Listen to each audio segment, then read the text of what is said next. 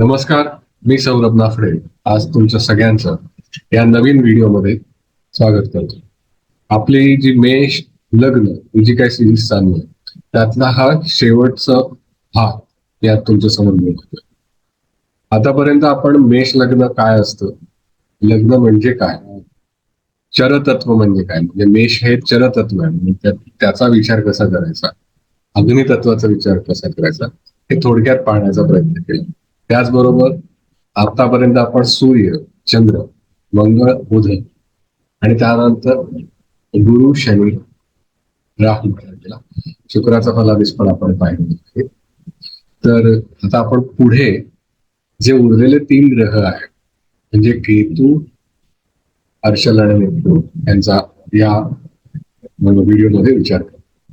चला, आता जेव्हा मेष राशीमध्ये लग्नामध्ये केतू असेल तर आरोग्याच्या दृष्टीने जर तुम्ही विचार केला तर ही काही फार चांगली बाब आहे असं म्हणता येणार. जे वायू तत्वापासनं जे रोग होतात म्हणजे ज्याला आपण वात रोग असं म्हणतो, ते वात रोग होण्याची आणि त्यापासनं वेदना होण्याची, पीडा होण्याची शक्यता ह्या लग्नी मेष राशीचा केतू असणाऱ्या लोकांमध्ये असते. आणि ह्या कटकटीमुळे म्हणजे या वेदनेमुळे ह्याही जी लोक असतात ती बऱ्याच वेळा तुम्ही त्रस्त असल्यामुळे रागीट झालेली पाहताय. लक्षात आलं? पण आता तुम्ही म्हणाल की त्रस्त होऊन काही फायदा होणार आहे का? तर त्रस्त होऊन अजिबात फायदा होत नाही. उलट तो आपण म्हणतो ना की डोक्याला ताप वाढतो, असा तो एक प्रकार आहे. आता हे स्वतःच्या दुनियेमध्ये रममाण असणारी लोक आहेत, कारण ते स्वतःच्या वेदना, स्वतःचं आयुष्य, स्वतःचं बोलणं ह्यामध्ये जे इतके लोक स्वतःमध्ये गुरफटलेले ज्याला म्हणतात तशी असतात. त्यामुळे ह्यांना नातेवाईक किंवा काय घरातलं कुटुंब किंवा मित्र ह्यांचं काय फार सख्य असतं असं नाही. अगदी ते स्वतःमध्येच पूर्णतः ज्याला आपण म्हणतो बिझी असतात. त्यामुळे त्यांना तरुणपणात किंवा प्रौढपणे हे एकांतवासातच आपले स्वतःचा संवाद चाललेले असे लोक असतात. पण तुम्ही म्हणाल अशा व्यक्ती स्वाभिमानी नसतात का? तर ही लोक अतिशय स्वाभिमानी असतात आणि ह्या अतिशय स्वाभिमानी व्यक्तिमत्वामुळे सुद्धा त्यांचं बऱ्याच वेळा नुकसान होतं असं आपण पाहू शकतो. पण यांच्याकडे एक छान अशी हातोटी असते, ती म्हणजे कोणतीही भाषा पटकन शिकण्याच्या हातोटी. म्हणजे हे काय करतात की समोरचा बोलत असेल तेव्हा अतिशय शांतपणे त्याचं ऑब्झर्वेशन म्हणजे त्यांचं जे निरीक्षण असतं ते चालू असतं. त्यामुळे ते अतिशय सहजतेने त्या प्रत्येक लकप, त्या भाषेची लकप, शब्दफेक याच्याकडे त्यांचं इतकं बारकाईनं लक्ष असतं आणि ते पटकन उचलू शकतात. त्यामुळे जर अशा मेषेचा केतू लग्नी असलेल्या लोकांनी जर विशेषतः ह्या भाषाशास्त्रामध्ये जर अभ्यासपूर्ण प्रगती केली तर त्यांना अतिशय त्याच्यामध्ये पुढे उत्तम असा करिअर पॉइंट ऑफ व्ह्यू फायदा होऊ शकतो. आणि जर इतर अभ्यास करणाऱ्या ग्रहांची जर त्यांना साथ मिळाली तर त्यांना प्रावीण्यही मिळण्याची शक्यता असू शकते. आणि ते प्रावीण्य मिळाल्यानंतर त्यांना त्या जोरावर म्हणजे अनेक भाषा अवगत असल्यामुळे परदेशवारी करण्याचा त्यांना अनुभव येऊ शकतो असं आपण म्हणू शकतो. म्हणजे एखाद्याला जर्मन भाषा त्यांनी इथे शिकलेला आहे आणि जर्मन भाषेमध्ये त्यांनी त्याच्यावर खास मेहनत घेऊन तो अतिशय उत्कृष्ट बोलायला शिकले. तर कधी कधी दुभाषाचं काम करायला मिळू शकतं. कधी कधी भारतातल्या उत्तम जर्मन बोलणाऱ्या लोकांना जर्मनीमध्ये बोलावलं जाऊ शकतं की तुम्ही तुमचे विचार मांडा. इतरांना तुम्ही तुम्ही भले भारतीय आहात पण तुम्ही दुसऱ्यांना समजावून सांगा की परदेशी बाहेर शिकण्याचे फायदे काय असतात. अशासाठी त्यांना परदेशात नोकरीसाठी सुद्धा बोलवलं जाऊ शकतं किंवा त्या लोकांना प्रेरित करण्यासाठी त्यांना बोलावलं जाऊ शकतं. आणि या अनुषंगाने त्यांना त्याचा फायदा नक्की होईल. त्यांच्याकडे पैसे नक्की येऊ शकतात. हा एक भाग आहे. पण ह्यांनी जरा लोकांशी बोलताना जर काळजी घेतली तर हे अनेक लोक जोडू शकतात, हे त्यांनी लक्षात ठेवायला. आता आपण मेष राशीमध्ये लग्नामध्ये जर हर्षल असेल तर काय विचार करायचा तो आपण पाहू. आता हर्षल म्हणजे काय, तर हर्षल हा अतिशय तीव्र बुद्धिमत्ता असलेला ग्रह आहे आणि अतिशय नवीन नवीन गोष्टी त्याला आवडतात, हे तुम्हा सगळ्यांना परिचयाचं असतं. त्यामुळे हर्षलमुळे होतं काय की अनेक उपक्रम हातात घेणे हे जणू काही एक त्यांना सवय लागून जाते की आपण एक सतत आपल्या आयुष्यामध्ये काहीतरी एक्सपेरिमेंट आपण ज्याला म्हणतो ना की हे करून बघितलं तर काय हरकत आहे, ते करून बघितलं तर काय हरकत आहे, असा तो एक जो विचार असतो ना की सतत नवीन आणि नूतन अशा गोष्टीच्या शोधात राहणारे ही लोक असतात. चल, आता ते म्हणजे ते त्यांना असं म्हणून आपण त्याला इंग्रजीमध्ये इन्स्टिंक्ट म्हणतात, उपजत असलेलं ज्ञान हे त्यांना असू शकतं की काहीतरी नवीन नवीन करण्याचं सतत विचार करत राहणं आणि ते साध्य करण्यासाठी झपाटल्यासारखं त्याचा प्रयत्न करणं, ते एक सवय या लोकांना असते.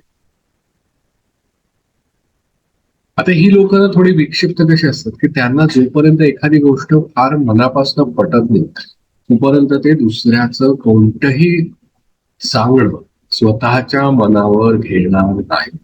तुम्ही त्यांना कुठल्याही गोष्टीमध्ये भरीस घालू शकत नाही.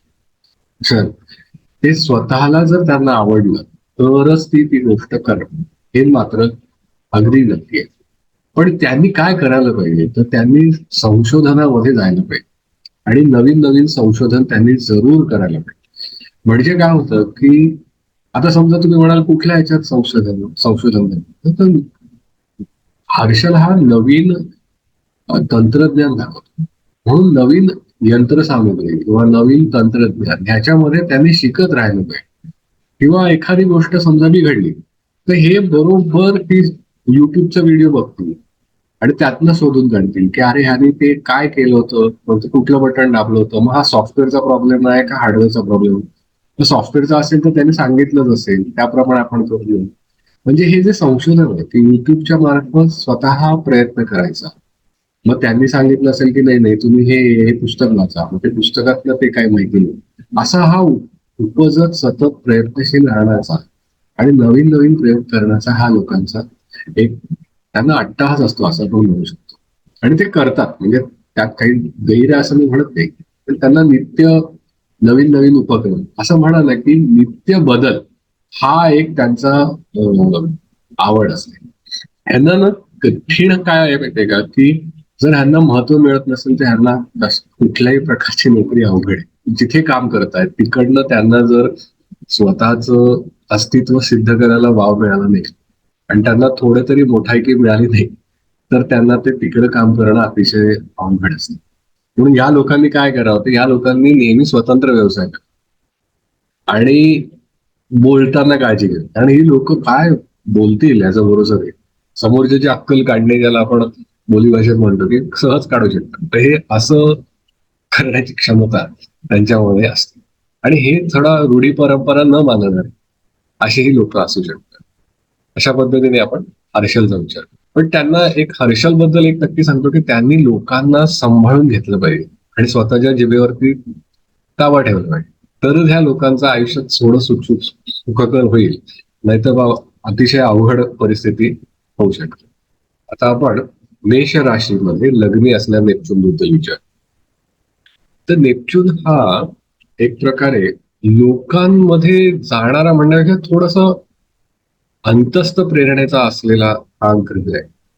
तर ह्या लोकांना स्वतःहून म्हणजे जेव्हा मेषेचा नेपच्यून लग्नी असेल तर ह्यांना ना दुसऱ्याबद्दल अतिशय आपुलकी असण्याची शक्यता आहे. कारण तुम्ही लक्षात घ्या की नेपच्यून हा जलतत्वाचा ग्रह आहे आणि भावना तिथे फार महत्वाची असते. कोणत्याही जलतत्वाच्या ग्रहाला भावना ही फार महत्वाची आहे.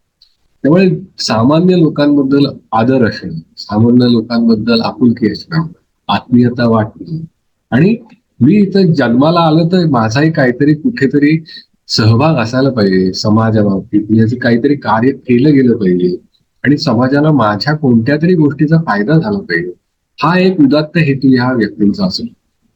आणि त्यासाठी ते कुठेही प्रयत्न करत करत दुसऱ्यांचा फायदा देण्यासाठी काही वेळेस स्वतःचे पैसेही खर्च करते, पण ते त्यांची जी इच्छा आहे ती इच्छा ते पूर्ण करू शकतात.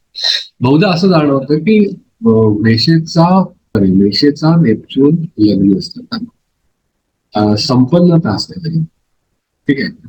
आणि त्यांना हा नेपच्यून काय अंतस्थ प्रेरणेसाठी ना फिरवतो तो, म्हणजे लांबचे प्रवास, कारण चरतत्वाची रास येते. तर ही जी आवड आहे दुसऱ्यांना मदत करणं, धार्मिक स्थळांना भेट देणं, त्यासाठी हे अतिशय फिरू शकतात, प्रवास करू शकतात. त्यांना निसर्गाची आवड असू शकते, ठीक आहे.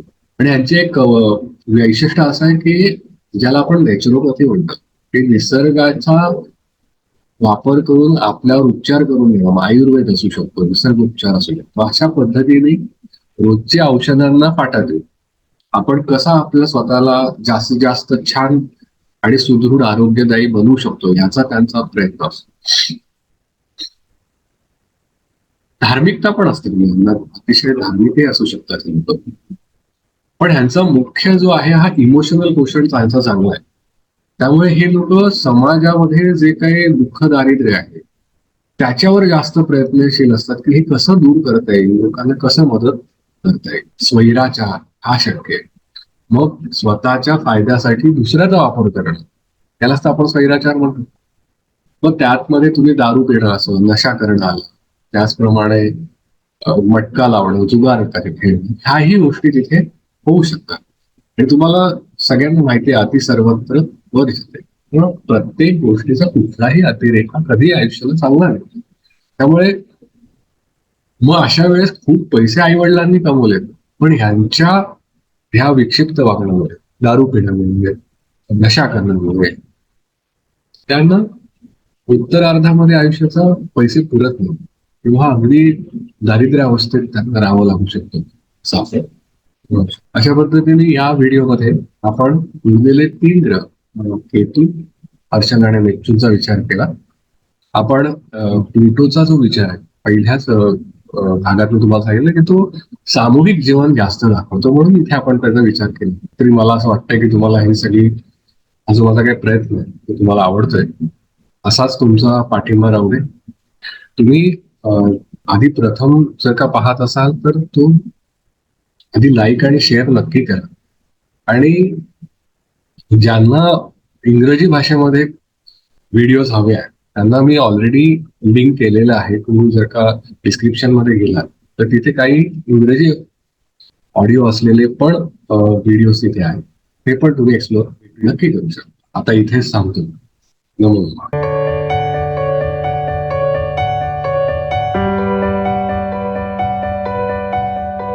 thank you